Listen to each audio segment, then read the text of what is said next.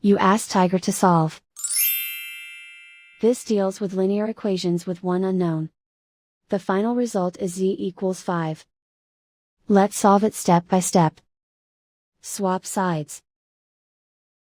Isolate the z. Multiply both sides by 20. Group like terms.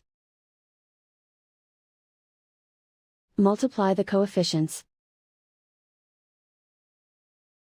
Simplify the fraction. Multiply the fractions. Find the greatest common factor of the numerator and denominator. Factor out and cancel the greatest common factor. And so the final result is z equals 5.